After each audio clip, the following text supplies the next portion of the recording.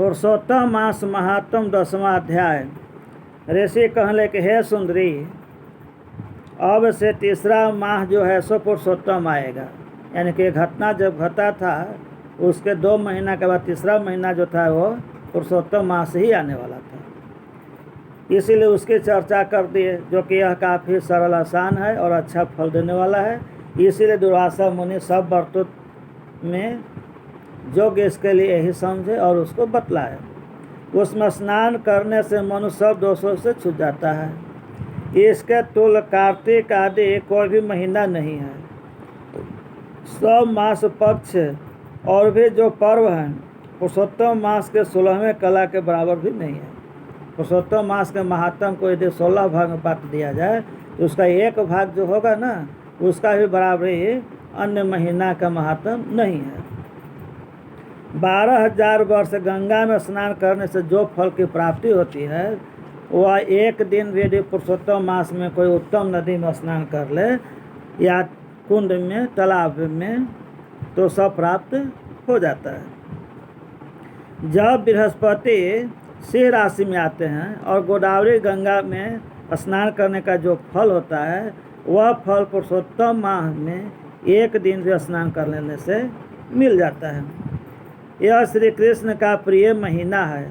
इसमें स्नान दान जप करने से मनोकामना पूर्ण होती है। इसलिए इस पुरुषोत्तम माह में इन चीज़ों का महत्व अधिक हो जाता है। स्नान कीजिए, अच्छे कुंड तालाब नदी पवित्र में स्नान कीजिए और यथाशक्ति दान कीजिए और जितना बन सके अधिक से अधिक जप कीजिए। इससे आपको मनोकामना पूर्ण हो जाएगी। इसीलिए हे बाला, हे कन्या, तुम पुरुषोत्तम मास का सेवन करो, उसको पालन करो, नियम करो। मुनिराज कन्या को ऐसे वचन कह करके चुप हो गए। श्री कृष्ण कहने लगे, हे अर्जुन, मुनि के वचन सुनकर भावों से प्रेरित होकर वह मूर्ख बाला क्रोधित हो करके बोले कि हे ब्राह्मण, मुझको आपके वचन ठीक नहीं लग रहे हैं। अर्थात जब मनुष्य के ऊपर जब बुरा समय चलता है ना तो अच्छे अच्छे लोगों के अच्छे वचन भी बुरा ही लगता है। वही हाल इसका है। माघ आदि मास किस प्रकार थोड़ा फल देने वाला है। अब उनसे सवाल करने लगे, जिरह करने लगे कि माघ महीना कैसे खराब हो गया और कार्तिक महीना है, बैसाख महीना है, ये सभी तो मनोकामना को पूर्ण करने वाले महीना है। तो फिर मल मास जो निंदनीय है वो महान कैसे हो गया। इसमें तो सूर्य की संक्रांति भी नहीं पड़ती है, आप इसी को श्रेष्ठ कह रहे हैं। इस प्रकार क्रोध से कहे गए ब्राह्मण की पुत्री के वचन को सुनकर ऋषि का शरीर जलने लगा और क्रोध से नेत्र लाल हो गया।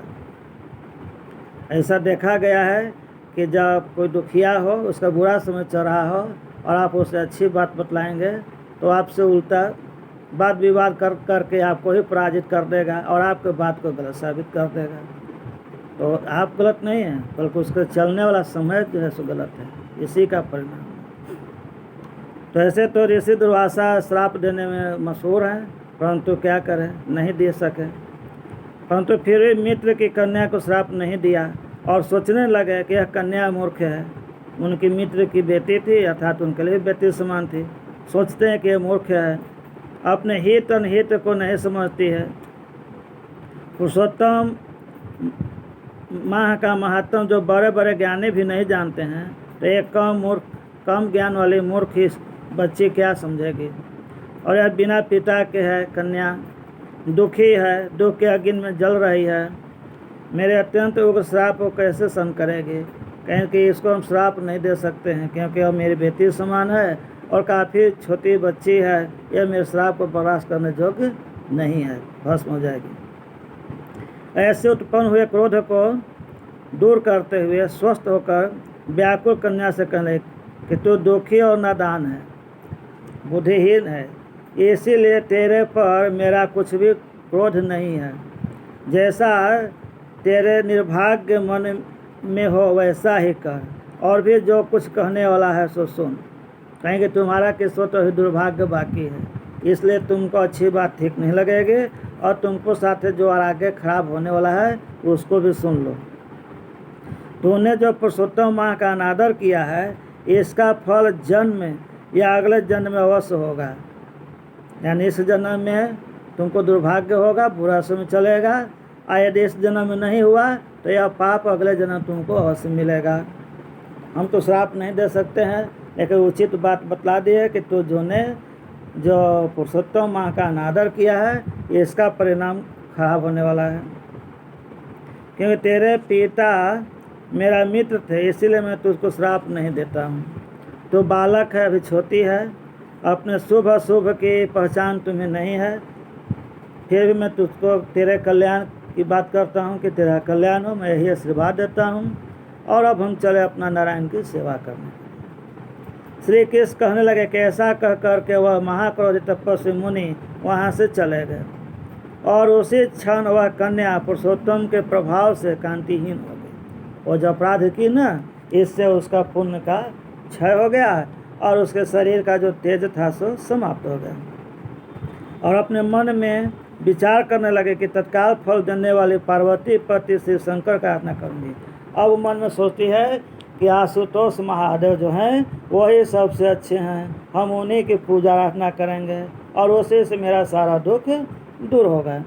ऐसा निश्चय करके अपने आश्रम में जाकर वह कठिन तप करने की इच्छा करने लगी। सूत जी कहने लगे कि वह बाला प्रबल मुनि के वचनों को निंदित कर तथा बहुत फल वाले विष्णु और सावित्री पति ब्रह्मा को छोड़कर अपने वन आश्रम में केवल भगवान शंकर की सेवा करने लगी। ऐसे सुहाग देने वाले बहुत से ब्रह्मा विष्णु हैं, सावित्री देवी हैं, और बहुत से छोटा सा उपाय है, परंतु वो सब उसको अच्छा नहीं लगा और वह भगवान शिव की आराधना में लग गया अपनी मनोकामना की पूर्ति के लिए। तो इस तरह से आपको पुरुषोत्तम माह का 10वां अध्याय पूर्ण हुआ। जय हिंद, जय भारत। लाइक शेयर और सब्सक्राइब करें, अच्छी कमेंट करें, मेरे प्रोत्साहन को बढ़ाएं ताकि और भी इस तरह के कार्यक्रम आपको दिखा सके।